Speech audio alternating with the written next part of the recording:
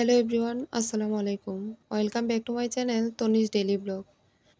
আশা করি যে যেখানে আছেন আলহামদুলিল্লাহ ভালো আছেন। আমরা তেমন একটা ভালো নেই। আমার মেয়েগুলো খুব অসুস্থ। সবাই ওদের জন্য দোয়া করবেন।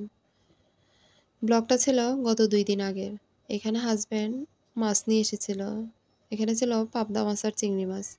আমি মাছগুলো খুব ভালোভাবে কেটে কুটে পরিষ্কার করে নিচ্ছিলাম। মাছগুলো কাটা এবং পরিষ্কার করা হয়ে গেলে এখান থেকে আমি রান্না করে নিব চিংড়ি মাছ। তাই তো কড়াইয়ের মধ্যে আমি তেল পেঁয়াজ দিয়ে নিলাম। পেঁয়াজটা একটু ভাজা হওয়ার পর তাতে দিয়ে দিলাম আদা রসুন বাটা, লবণ। এখন তার মধ্যে দিয়ে দিব হলুদ মরিচ এবং একটু ধনিয়ার গুঁড়ো দিয়ে মশলাটাকে খুব ভালোভাবে কষিয়ে নিব। কষানো হয়ে গেলে তাতে দিয়ে দেবো আমি একটু কিছু চিংড়ি মাছ। আজকে চিংড়ি মাছটা রান্না করব আমি লাউ দিয়ে। এভাবে লাউ দিয়ে চিংড়ি মাছ রান্না করলে কার কাছে কেমন লাগে জানি না, আমার কাছে তো নিতান্তই খুব ভালো লাগে। আপনাদের কাছে ভালো লাগলে অবশ্যই কমেন্টস করে জানাবেন। এই যে এখানে আমার কষানো মশলার সাথে চিংড়ি মাছগুলো দিয়ে দিলাম এবং চিংড়ি মাছটাও একটু হালকা কষিয়ে নিলাম। কষানো হয়ে গেলে কুচানো লাউ দিয়ে দিলাম। লাউটা আমি আগে থেকে কেটে রেখেছিলাম। লাউটা খুব কচি ছিল এবং রান্নার পর লাউটা খুব ভালো হয়েছিল। এখানে লাউটাও আমি একটু নেড়েচেড়ে কষিয়ে নিব। আর লাউ রান্নার সময় এমনিতেই লাউ থেকে অনেক পানি ওঠে। এখানে আমি দিয়ে দিচ্ছিলাম গোটা কয়েক কাঁচামরিচ। কাঁচামরিচ ছাড়া লাউ রান্না তা তো চিন্তাই করা যায় না। বেশি করে কাঁচামরিচ দিয়ে লাউটা রান্না করলে আমার কাছে খুব ভালো লাগে খেতে। আর রান্না করতে করতে আপনাদের কাছে আমি চেয়ে নিচ্ছি আমার ভিডিওটার কোনো অংশ জুড়ে যদি আপনাদের ভালো লাগে থাকে তাহলে অবশ্যই ভিডিওটাতে একটা লাইক কমেন্টস করে যাবেন। আপনাদের একটা লাইক আমার এই ভিডিওটা আরও অনেকের কাছে পৌঁছে দিতে সাহায্য করবে। আর আপনাদের অনুপ্রেরণায় আমি আরও অনেক দূর এগিয়ে যেতে পারবো। এই যে আমার লাউ রান্নাটা হয়ে গেছে। আমি কিন্তু লাউয়ে কোনো এক্সট্রা পানি অ্যাড করিনি। যে পানিটা উঠেছিল সেটা দিয়েই রান্না করে ফেললাম। এর রান্না শেষে এখন আমি দিয়ে দিলাম ধনিয়া পাতা। ধনিয়া পাতা আর কাঁচামরিচ দিলে লাউ রান্নাটা মনে হয় যে স্বাদ বহুগুণ বেড়ে যায়। এই যে দেখতে খুব লোভনীয় হয়েছিল আর খেতেও খুব মজা হয়েছিল। তারপর রান্না বান্না শেষ করে বিকেলের দিকে আমরা বের হয়েছিলাম একটু বাহিরে। বাহিরে বলতে একটু ছোটোখাটো স্বপ্ন পূরণের উদ্দেশ্যে। মধ্যবিত্তের স্বপ্নপূরণ বলতে নাকি শুনেছি তেমন কিছুই নেই। তারপরও সামর্থ্যের মধ্যে যেটুকু করা যায় তাতে তো আর বাধা নেই। তাই আমিও আর সেই চিন্তা করে বসে রইলাম না। রিক্সা নিয়ে বের হয়ে গেলাম একটু ঘুরতে এবং সেই সাথে স্বপ্ন পূরণ করতে।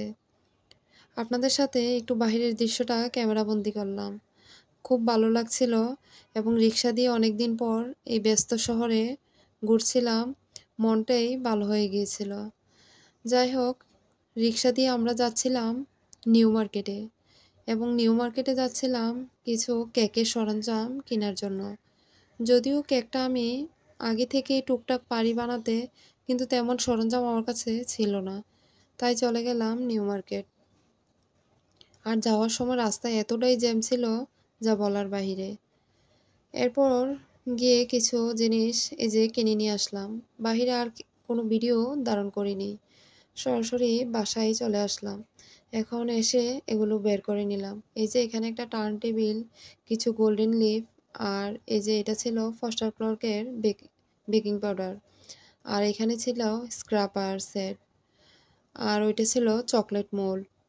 এখানে কিছু কাপকেকের মোল্ড, কি বলে, কাপকেকের পেপার নিয়েছিলাম।